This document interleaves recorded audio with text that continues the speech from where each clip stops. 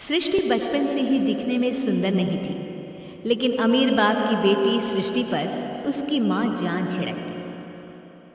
मेरी बेटी ये कितनी प्यारी है। भगवान सबको सृष्टि जैसी बेटी दे। सृष्टि धीरे धीरे बड़ी होती है। एक दिन सृष्टि की सहेली कहती है, तू दिखने में कितनी अजीब सी है, लेकिन मैं जानती हूँ हम सब में सबसे अच्छी शादी तो तेरी ही होगी।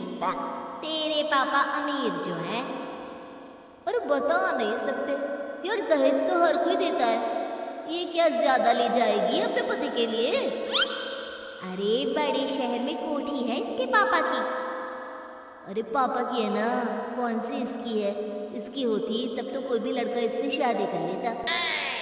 अरे पापा की मतलब पापा की है तो मेरी ही है ना? किसने कहा? अब तेरी तो तब होगी ना जब तेरा भाई ना हो।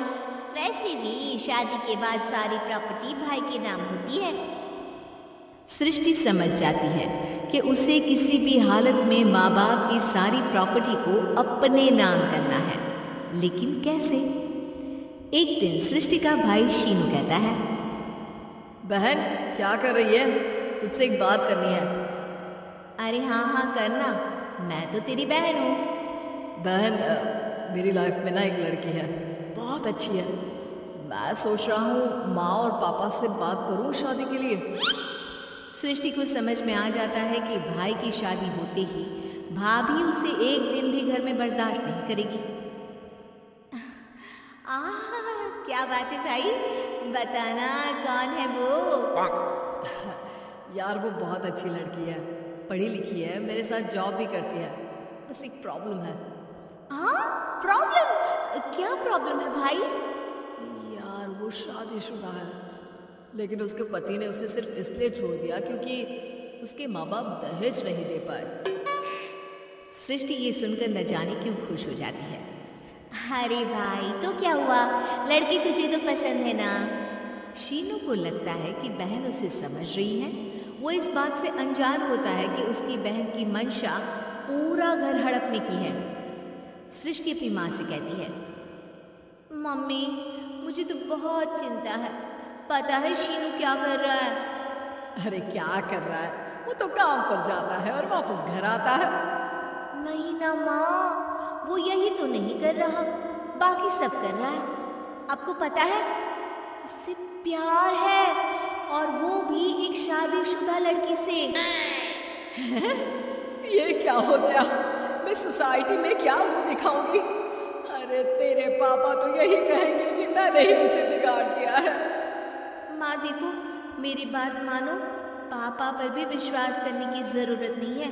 अब आप ही बताओ, पापा इतनी देर घर के बाहर रहते हैं क्यों? बोलो। अरे बेटा वो तो नौकरी करते हैं ना। तू बहुत भोली है माँ। पापा का ऑफिस तो 7 बजे खत्म हो जाता है, लेकिन देखो कितनी देर से आते हैं। अरे नहीं बेटा, ऐसी कोई बात नहीं है। सृष्टि माँ को एक औरत से बात करते पिता की फोटो दिखाती है। देखो माँ कैसे है पापा, मैं ना कहती थी कि पापा सही नहीं है। मैं तेरे पापा से बात करूंगी, दे फोटो मुझे। ओ माँ, वो तो डिलीट हो गई। लेकिन चल, तूने तो देख लिया ना। पापा से बाद में बात कर लेना, और हाँ मेरा नाम बिल्कुल मत लेना। हाँ माँ। अब क्या था, सृष्टि की माँ और पिता के बीच झगड़ा होना शुरू हो जाता है। सृष्टि के मन में क्या चल रहा था कोई नहीं जानता था। एक दिन माँ, सृष्टि के लिए एक लड़का देखा है, वो लोग शाम को उसे देखने आने वाले हैं। और हाँ माँ, एक खुशखबरी, मैं और पापा मिलकर एक नया बिजनेस ट्राई कर रहे हैं। शाम को लड़का आता है, सांवले रंग का। सृष्टि को तो बिल्कुल भी पसंद नहीं आता।